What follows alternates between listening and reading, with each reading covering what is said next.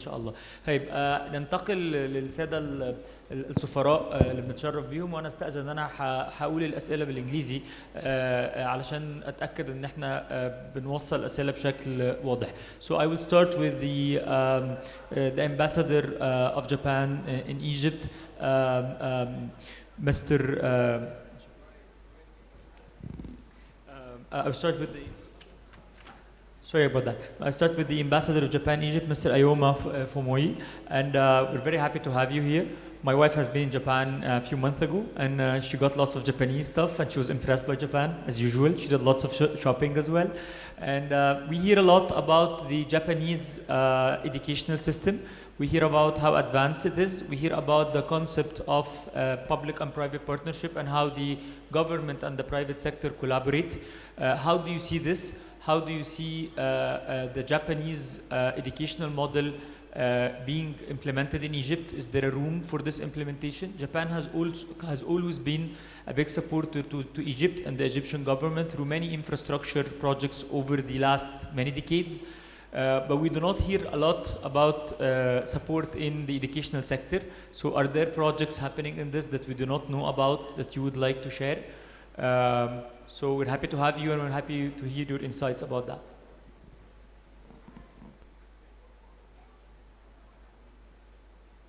Well, thank you so much for having me this morning.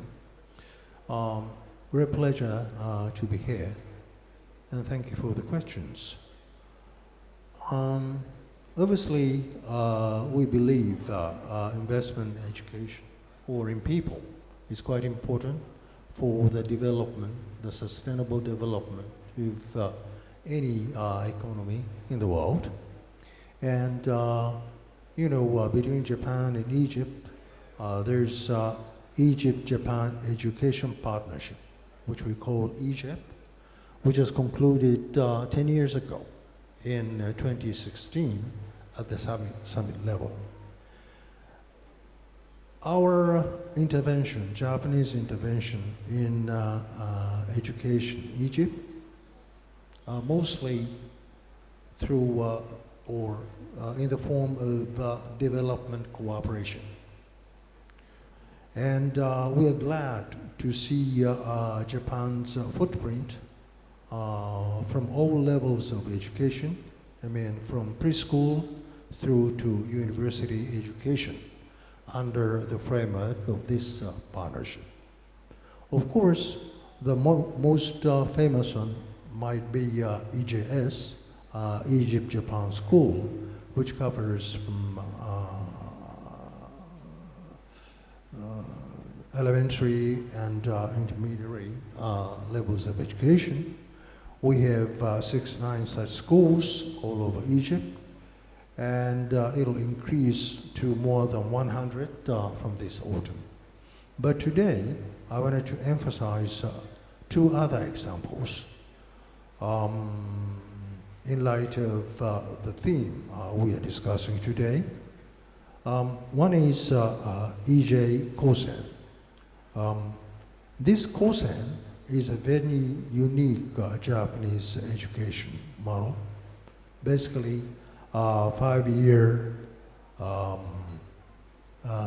technical college. 3 years Sanawi Amma plus 2-year college. Last autumn, the first EJ Kosen opened in the 10th of Ramadan, and the very idea or the purpose of this institution is to create technicians with deep specialized knowledge and strong practical capabilities. Last year, around 50 students were enrolled, and as I said, it's a 5-year education, so we'll see the results in 5-year term. But I hope, our great hope is from the first day of their joining the company, they can work as indeed a great force for that company. The second one example is eJust. eJust opened in 2010 in Borg Al Arab, and so far this university has produced a large number of engineers and technicians and already established a proven record. In fact, this university is ranked the top university for 3 years, consecutive 3 years in Egypt, according to Times Education Index. And the point between the private sector and those institutions is, the essence is the provision of curricula covering science, technology, and artificial intelligence, and directly linked to Egypt's industrial needs and developed in collaboration with the private sector. So in order to have a proper trained students, what I believe important is joint development curricula that reflect the needs of industry, as well as collaborative research and startup creation between academia and the private sector, and also promoting the employment opportunities that match students. Thank you so much. Thank you so much, Mr. Ambassador. We'll get back to you again to talk about any future plans, programs, and so. So going to Mr. Shannon, Your Excellency, the Ambassador of Canada to Egypt. We are both Egypt and Canada celebrate getting out of the World Cup from the 16th round, which is a great achievement for both nations. My boys went to a Canadian school in Egypt for a period of time before shifting to the British system. And one thing I want to ask you about, we hear about different Canadian schools in Egypt now. We hear about Canadian universities. They were not here 15, 20 years ago, so it's a new trend. We'd like to hear about your views about how the Canadian system, educational system, can get into Egypt, the experience of Canadian schools and Canadian universities. How do you see it? How do the Canadian institutions see investing into the educational sector in Egypt, and how you envision this going forward? Thank you. صباح الخير. شكرا أستاذ عمر لحسن الاستضافة، وبعد إذنك سألقي الكلمة بالإنجليزي. يا ريت. Thank you for the question. Indeed, I would say education is one of the fastest growing sectors in the economic relationship between Egypt and Canada. As you say, we currently have over 20,000 Egyptian students enrolled in a Canadian school, college, or university program in Egypt. And I think that reflects the strength of the Canadian brand in education. And I'll say a few words about what those strengths are. We pride ourselves in Canada on having a very strong education sector, especially in sciences, STEM, and that's based on a high level of public investment in research. But also, I think what distinguishes the Canadian system is the very strong link between not only the knowledge that is provided, but practical skills development. So for example, if you study in sciences at the undergraduate level in Canada, your third year will be spent in all likelihood in what's called a cooperative program, which is essentially a job placement within Canadian industry. So doing on-the-job learning of the skills that you have perfected in the classroom. And the result of that is that we have one of the highest success rates in graduates finding work in their area of specialization. And I think that's something that Egypt has long needed, right? And the deputy governor of the central bank talked about in her comments about, we need to move away from just accumulating credentials, right? Egypt for too many years was focused on the accumulation of credentials, and there was always a gap between what schools were providing and what the needs of the labor market were. Well, for Canada, that's a strength. That's something that we've perfected. And so I think as a result of that, there's a strong demand in Egypt for that Canadian model, which again reflects practical skills development, critical thinking, and importantly, the on-the-job learning of practical skills, not just abstract knowledge, that prepares young people for success in the labor market. Thank you. Thank you so much. That's very insightful, and definitely the Canadian system is a very solid one. Moving to Mr. Enrique, who is the counselor and head of the Spanish Economic and Commercial Office in Cairo. Spain is the only nation out of the whole people here that's still in the World Cup. So we wish you good luck, and we wish whoever would play Argentina would win anyway. So I mean, just do your best if you made it to the final and if you get to play Argentina to win. Funny enough, my son is enrolled at the American University in Cairo, but he is spending a summer in Barcelona. So he's in Barcelona now, doing a semester abroad, so he's in Spain. And all students, I teach at the American University in Cairo, and all my students spend time in Barcelona. Assumingly, they're learning, but all of them go to Barcelona. But we don't have Spanish universities in Egypt. We don't have Spanish schools in Egypt. But there are so many good Spanish universities. I know of many top Spanish universities, many top Spanish business schools, but we don't see them in Egypt. They don't come and invest in Egypt. We don't see partnerships for them in Egypt. We'd like to hear your views about that. Are there any plans to have some of the Spanish business schools, some of the Spanish universities coming and partnering in Egypt, like the Canadian, like the Americans? صباح الخير and فرصة سعيدة. معلش أنا مش بتكلم عربي like the Canadian ambassador, لكن أنا بتسكر. Going to your question, I mean, and thanks first of all to the organizers for inviting us. I mean, you are completely right. When I listen to the ambassadors, I feel the envy of, I mean, we are quite far away from them in terms of the presence of our universities and business schools here, but I think this is changing. I mean, I'm here since last September 2025, and since then we have seen plenty of universities, Spanish universities coming here to Egypt and signing MOUs, and also in the business schools. For instance, last week we had in Spain the Kafr El Sheikh KFS University, meeting with a couple of Spanish universities, signing MOUs in different fields like medicine, university hospitals, even artificial intelligence, agriculture, so plenty of languages, so plenty of fields. So we hopefully, and with the help of the support we are having from the Ministry of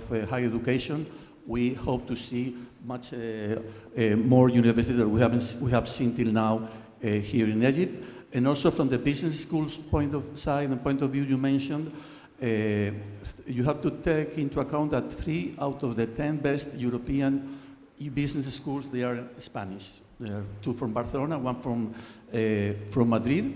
And why is that? Well, maybe because of this, the link they have been able to put together between the labor market needs and the employability skills. They have been mentioned here. These soft skills like communication, flexibility, adaptability, problem solving. And we have seen, as I said, these business schools coming here, and in the last 3-4 months, signing MOUs and concrete collaboration with some of the most important Egyptian companies and institutions. So to sum up, it is true that till now we haven't seen so many Spanish universities and business schools, but that's why we are here trying to put them together, because I think the potential is huge, and there are at least 2 basic facts that can encourage this, which are the complementarity of our countries and also the cultural links. And thanks a lot for the support with the Spanish teams in the World Cup. Thank you. Yes. And support for Alcaraz and for Rafael Nadal before being a tennis player. Huh? You have the best tennis players in the world. Yes, absolutely. Yeah, you have our support. We're happy to have Mr. Saleh, the ambassador of Turkey, Your Excellency, your ambassador of Turkey to Egypt. Your Excellency, we're happy to have you. Egypt and Turkey now enjoy very good relationships, and for many years we had Turkish schools in Egypt, and they enjoyed a very good reputation, very good brand equity. They have expanded, and they have built some good experience, but we haven't seen huge expansion. At the same point of time, Turkey is very famous for having so many highly growing universities, but they have never come to Egypt. There are no partnerships coming in. So given that you had some Turkish schools already operating, but not many, and not many universities coming in, how do you see this sector in Egypt? Are there plans for Turkish schools and universities coming into Egypt, especially also on the technical side and vocational side, not only the regular universities? Thank you very much indeed. It's also my pleasure to be in this panel and then to join this second time, this annual gathering, which is very critical for the future of Egypt, as I think Egypt's young population is its greatest asset, and then the human capital at this time of population crisis in all over the world is definitely can be transformed into, should be transformed in the biggest advantage of Egypt towards the future. I'm saying this because the three countries that are here, Turkey, Spain, Canada, and then Japan especially, are going through a huge population crisis, aging population, under performing families, and then lower than 2.10 replacement level. We are 1.4 to 8. I think Canada is probably different, as it's still attracting talent and immigration successfully. So, I mean, because of the proximity and also historical and cultural connection between Turkey and Egypt, in education sector and in terms of talent and skills and labor force, the future is definitely very promising in having almost an identical ecosystem in terms of trained workforce, in terms of academic exchange, student exchange, and mutual investments in education sector, primary school, secondary school, and tertiary education, as well as academia. We have a plan, a framework between the Higher Education Council of Turkey and Higher Education, Minister of Higher Education and Research of Egypt, whereby we have put forward as objective establishment of a Turkish Egyptian university. But in addition, in parallel, we are developing an idea of having the branches of big Turkish universities in Egypt. Recently, we have had contact with the Cairo University, Ain Shams University, and then Egypt's Misr University for Technology, Science and Technology, which is a private university in 6th of October. So what we are working now currently is having a branch in collaboration with the private sector of Ankara University in Egypt.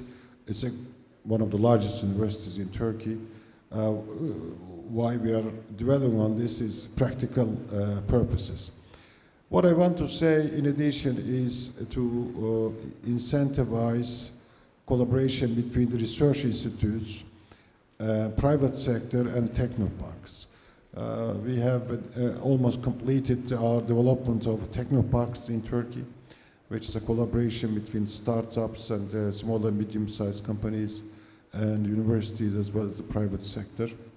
And that's one area that we are also prioritizing.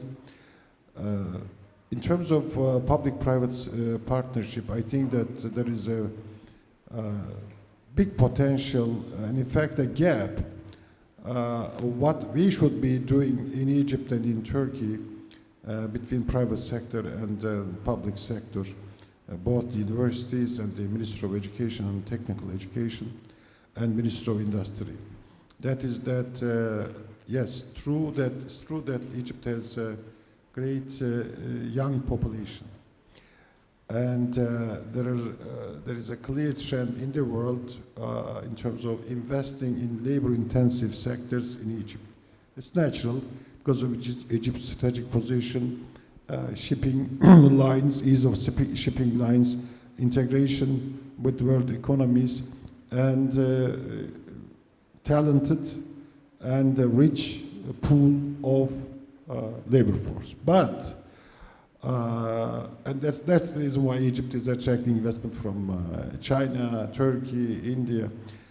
But when I visit the field, the factories, I see more of a concern of shortage of labor force. Skilled labor force, for example, in textile. So the system, the vocational training education system in Egypt is excellent. I don't think there is any problem of system. Yes, I heard that there might be problems of capacity, quality, all these things, but I don't think there is any problem. So, I mean, why is still there a mismatch of trained workforce for textile sectors? As I'm almost a specialized diplomat in the textile sector. And you know what, the employers keep complaining about lack of problems and the crisis of accessing the workforce, say in Ismailia, in Port Said, in Bulbul Arab, in Cairo, in Ain Sukna, and the problem of also, runaway workforce. So, I mean, there is always a competition between the employers in terms of recruiting skilled or trained workforce for employment in the textile sector. So I think there is a clear need, clear potential and need for public sector, be it educational institutions in Egypt, investors and the enterprises to focus on training and raising skilled labor force, for example, in the textile sector. Why is it not happening enough?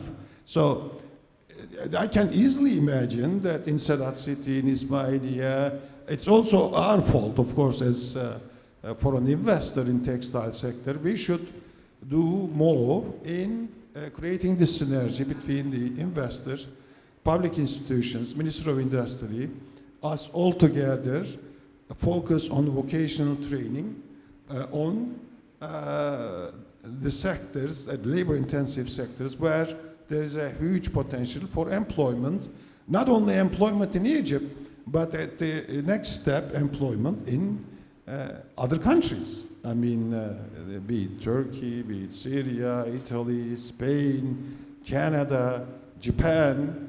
So I think there is many things that we could do practically to focus on vocational training. I'm not saying technical education, because let me be very honest with you. I mean, yes, we can create excellent systems of 3-year technical education, technical high schools, apprentice schools, industrial schools. I've been following all that. But in the field, practically, what we need is skilled workforce to serve to the needs of the industry, the sectors in the field.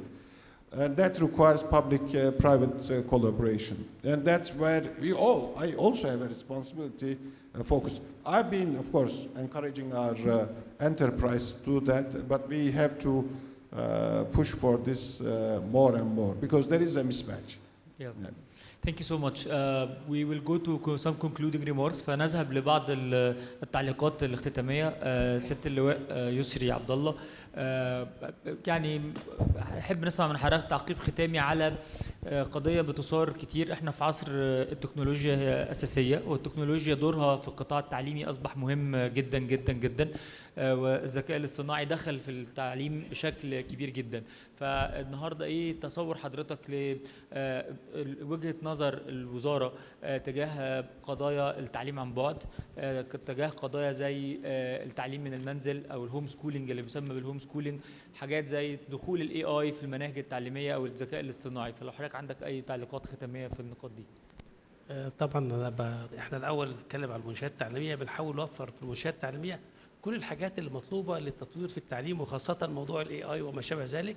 موضوع المناهج التعليميه يمكن مع الوزير دخل حاجات كتيره جدا موجوده دلوقتي، ومدخلين الاي اي في اقسام مخصوصه النهارده في التعليم الفني هتبقى فيها اي اي، وليها علاقه بكل الاعمال سواء كان اعمال البورصه او اعمال يعني في تشكيله كبيره جدا النهارده من المناهج في تطوير مع النظم العالميه الموجوده دلوقتي من الناحيه الفنيه او من الناحيه التكنولوجيه بشكل كبير.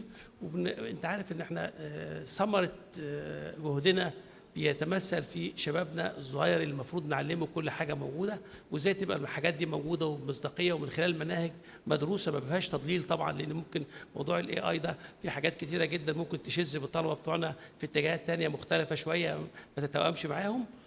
لكن اقدر اقول لو في حد كان موجود معانا من الساده المختصين بالمناهج التعليميه كان يقدر يوضح لحضرتك قد ايه احنا بندرس المناهج ومودين الكلام ده من المرحله الابتدائي والمرحله الثانوي ومرحله التعليم المتوسط. لكن انا بطمن حضرتك وبطمن الشعب المصري ان احنا المناهج طورنا جدا، جزء كبير جدا في المناهج بالتعاون مع مؤسسات كبيره، وخاصه الساده الافاضل الدوله اليابانيه مشتركين معاهم. طورنا المناهج لحد رابعه ابتدائي وخمسه ابتدائي، داخلين دلوقتي في تطوير المناهج المرحله الاعداديه بالكامل. وموضوع الذكاء الصناعي الموجود له باع كبير جدا موجود في المناهج بتاعتنا الموجوده حاليا ان شاء الله. وفي مدارس طبعا التكنولوجيه بالذات حولنا حاجات كتير منها، سواء كان التطبيقي في جماعه مع بتاع وي او مع جماعه السويدي او الكلام ده، وكل المناهج اللي موجوده في المدارس التطبيقيه دي تحتوي على جزء كبير جدا من موضوع الذكاء الصناعي. شكرا لحضرتك يا فندم. استاذ يحيى، يعني القطاع المصرفي دوره مهم جدا. النهارده المنشآت التعليميه بقت مكلفه جدا بسبب تكلفه الارض وتكلفه المباني، وبالتالي عشان حد يعمل مشروعات بالحجم الضخم دور القطاع المصرفي كبير. النهارده بتواجه الشركات دي ازمه في سعر الفايده مرتفعه. فانا حابب اسال من حضرتك النهارده كبنك رائد بنك التعمير والاسكان، نسبه القطاع التمويل للقطاع التعليم قد ايه تقريبا في البنك؟ هل في رؤيه للتوسع؟ وهل حضرتك وجهه نظرك ايه كيفيه التعامل مع ارتفاع سعر الفايده وتاثير ده على الاقتراض للقطاع ده، لان القطاع ده برضه هوامش الربحيه بتاعته بالذات في السنين الاولانيه ما بتبقاش عاليه كفايه؟ احنا بالنسبه للبنك التعمير والاسكان تقريبا نسبه التمويل التعليمي بالنسبه للتمويل المستدام عندنا يصل الى حوالي 8.5% من المحفظه التعليم من التمويل المستدام عندنا. لكن ده برضه مش كفايه، في اعتقد الفتره الجايه يبقى في مزيد من التمويلات في جميع المجالات. طبعا هي بينقسم الموضوع لاكثر من حاجه، زي ما قلنا في قطاعات هادفه للربح مثلا في الجامعات او في المدارس اللي هي متميزه، فبالتالي دي تقدر تتحمل سعر الفايدة المتغير اللي موجود حاليا في الأسواق. من ناحية تانية لو في مشكلة في سعر الفايدة ممكن بيخش من خلال الاستثمار، فأنا بقدر لما أخش مع الاستثمار فبتحمل مع المخاطرة وأقدر أقلل من التكلفة اللي موجودة.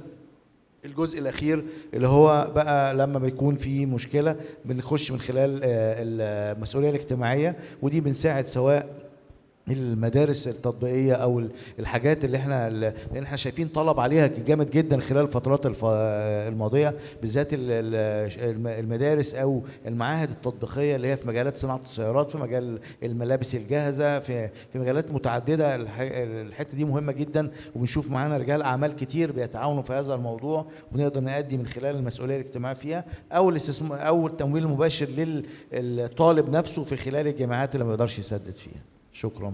شكرا لحضرتك يا استاذ.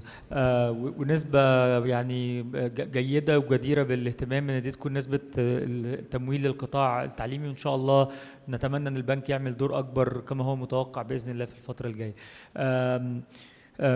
Mr. Ayoa, we are talking about so getting to Japan and getting to the role that Japan can play. Japan has always been a great supporter to the Egyptian government. Now we have in the era of AI, in the era of technology research, what are the views and the programs that Japan might be able to offer, and are there any programs that are in mind in collaboration with the government, with the Ministry of Education, with research, with regard to that area in terms of supporting the educational system itself?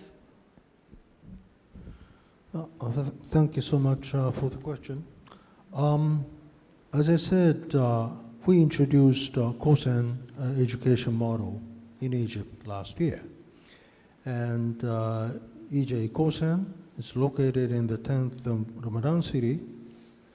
The purpose is creating people with advanced knowledge and practical capabilities that can be used in any company or factory. In fact, we have a long history of Kosen in Japan. It started in 1962.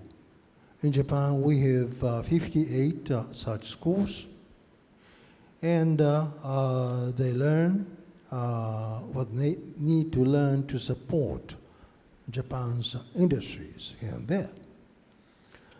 In fact, 60% of the graduates of Kosens in Japan get jobs, manufacturing industries, including leading companies such as Toyota. Some of them become engineers and so on. And what we are planning and talking with the Egyptian side about EJ Kosen is a collaboration with local business entities, and we plan to introduce education on AI, robotics, semiconductor, renewable energy when they become the third grade of EJ Kosen. But others is we have a dream to develop EJUST, Egypt-Japan University for Science and Technology in Burj Al Arab, Yes. develop into a sort of science industrial park. In Japan, we have two such parks, one in eastern Japan, the other one is western Japan. And not only universities, but some other research institutes are located in those places. If we can emulate that model, I think it would be a great idea, but it's still a long way to go to reach that level. Thank you. Thank you so much, Mr. Ambassador. Mr. Shannon, you've mentioned that there are 20,000 Egyptian students studying within the Canadian system, whether in schools, whether in colleges or universities. And you're very heavily entrenched into the educational system in Egypt. Probably you come third after the American and the British, and you're definitely the fastest growing. But this gets the point. What have been the challenges that you have been facing? So being a leader in that, out of all the people that are here, what have been the challenges? What could the government, whether through the Ministry of Education or different, can do to attract more, to move those 20,000 students to 50 maybe, to 100,000? What can be done to facilitate the work that academic institutions from Canada could have a better life here when they come in? Thank you for the question. So Canada's approach is quite different from Japan in the sense that our cooperation is largely not government to government, it's business to business, right? It's really driven by the private sector. And part of the reason for that is, and you asked what the challenges are, in Canada, education is not a federal responsibility, it's a provincial responsibility. So each of our 10 provinces administers their education system. There's no federal Ministry of Education in Canada. So as a representative of the federal government, I have to coordinate the activities of 10 different provinces, some of which place a lot of importance on the marketing of Canadian education abroad, and some of whom don't. So my biggest challenge actually is encouraging the ministries of education in Canada to take an interest in a market like Egypt. And really, the answer to your question, you know, when will we reach 50,000 or 100,000? That answer really lies with Egyptian investors, because that's who is driving the growth, right? They are the ones who see a market opportunity in essentially licensing Canadian educational export products, which is to say curriculum in Egypt. All we can do is is showcase the benefits of a Canadian education.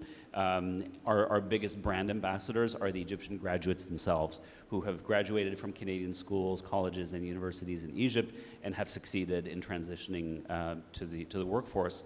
But really, you know, it's really up to the Egyptian private sector to recognize those market opportunities and to approach us, and we're happy to facilitate then those contacts with the ministries of education and the institutions in Canada. Yes, and adding to the point, as just been mentioned, the Canadian system when it comes to education is by province. بنظام المحافظات. So كل محافظة, every province has its own. So I think there are a couple of ones who are represented here, probably the British Columbia and the Ontario system, but the other 8 ones are not represented. And I think that's a great investment opportunity for Egyptian investors interested in the Canadian systems, because they're not one system. And I think you have a great doorway to the Canadian system, so I think the ambassador could be great help. Going to the Spanish system and the European system, you're the ambassador, you are the eye of, you represent the European / the Spanish interest. So if they come to you and they say, we want to invest into the educational system in Egypt, there's so many things they can invest in. They can invest in schools, whether high-end schools like the top schools where the people pay 200,000, 300,000 pounds a year, or they can invest in mid-market schools like 100,000 pounds per year schools, or like K-12 schools. They can invest in universities, they can invest in technology or tech or vocational schools, or they can invest in educational technology companies, tech that do online stuff. If you're gonna advise them, would you have preference? Would you tell them go to this or that? What's your view about that, given you have been here for quite some time? Huh? You've known it to a very large extent. And or would you give them and say all the sector within the educational sphere is good? Okay, thanks very much for the question. I mean, if I had to advise, I mean, in terms of fields, of sectors, probably I would say first vocational training. Actually, in Spain, we are experiencing a change in the model. I mean, we are, as Canada, quite a decentralized country. And if you take into account our 17 regions, for the first time now, almost so many people are choosing vocational training instead of university. So we're experiencing a big change, and the reason for that is the closeness to the market. Second, I think there is a big chance here in terms of tourism. Actually, one of the Spanish universities I mentioned before, they are trying to develop here a degree on tourism in a country with so many possibilities and with so much potential. Third, I would say language. I mean, we would like to see Spanish much more present in Egypt. And finally, the applied science. When I mean applied science, I refer to medicine, university, hospitals, and agriculture. This is in terms of the sectors, but in terms of the cooperation, the collaboration, I think there is role for the 3 of them. I mean, there is role for public-private partnerships, there is role for public-public partnerships, and there is role for private-private partnerships. So I think in all of them, we see business opportunities, and we are trying to encourage them. Thank you. Great, so you have given us the roadmap for what Spanish investors and European investors will come and look at. I think that's very insightful. Thank you so much, Mr. Ambassador. So Mr. Saleh, as the ambassador of Turkey to Egypt, Turkey and Turkish investors have been in Egypt for so many years. They have very good experience in industrial parks, and some of the biggest industrial parks in Egypt are done by Turkish investors. Can we see technoparks? Can we see Turkish technoparks? So Turkey has, as you said, we don't have a vocational training problem, but we need the integrated ecosystem, and we lack this ecosystem. When people talked about industrial park 15, 20 years ago, this was something new. Now we have so many industrial parks, and they have helped.